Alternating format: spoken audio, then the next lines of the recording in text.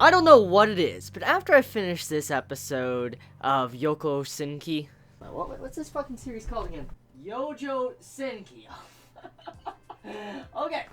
Anyways, with that out of the way, this episode of Youjo Senki, episode 4, got it that time, was funny as hell for a lot of reasons, but one of the big reasons was seeing Tanya's interaction with the world around her and the people she comes in contact with, especially in some of these scenes when you see how she's trying to act competent, trying to show that she has, you know, this very large mind where she can overcome many obstacles ahead of her, and because of this, many of her superiors want to throw her on the front lines, throw her there because they feel like she's very competent. It's like, oh, she can handle anything that comes her way, and so because of her trying to be very competent, a subordinate that can do anything, it put her in the position she's at the end of the episode. So the moral of the story is, if you want to be safe, and you do not want to be thrown on the front lines in the middle of World War I, you shouldn't really show that you're that competent, because if you do, they're gonna ship your ass off to the front lines and make you command an army and say, fuck you, you can go die, because that's exactly what happened in this episode. Like I said, the moral of the story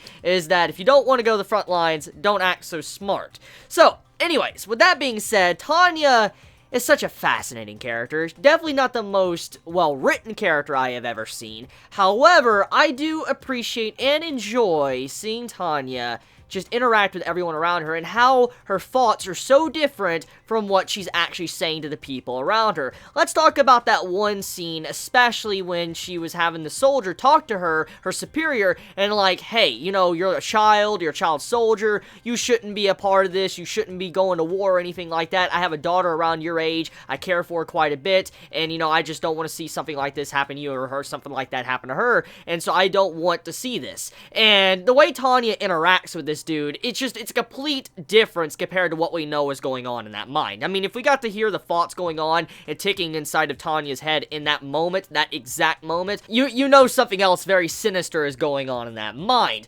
But what's very funny about that scene is that she managed to make the man that came to talk to her and tell her, hey, you know, you don't need to be a part of this, you should probably, you know, quit being a part of the army and stuff and not go to war. The dude came over to kind of tell her that. But once the conversation was done, Tanya kind of made the dude quit. And I'm like, what the fuck, did that just fucking happen? Like, that was smug and hilarious as fuck, just to see the way Tanya interacted with this man and played that man so hard, but the way the contrast between her personality inside of her head and outside when she is speaking to other people, the way it's just so different, it's so entertaining. And I feel like that's what makes me come back to watching this series every single week. It's not that it has a very fascinating world, it's not the fact that it has a very fascinating plot, it doesn't even have the best support characters I've ever seen. I mean, honestly, all the other characters are relatively lacking in this series. However, Tanya as a character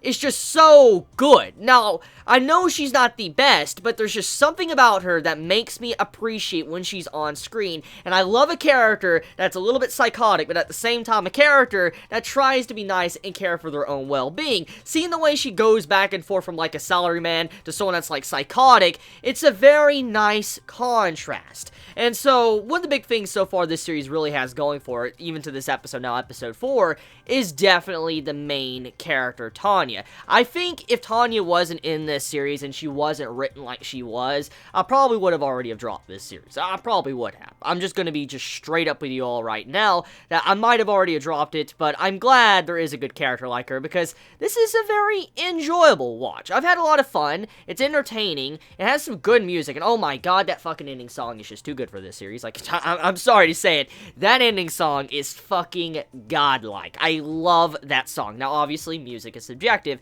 but still, the music of the ending song, even though I heard it last week and all that, and, you know, the visuals, I talked about the light novel visuals, all that type of stuff, just hearing the music is so good. It's honestly too good for the series. It just, that's how good it is. And then the opening song, too, I'm a big fan. I mean, I love the music, and I mean, not everyone's gonna like the same music I do, because, you know, different taste of music, but still, I personally enjoy the music of the show.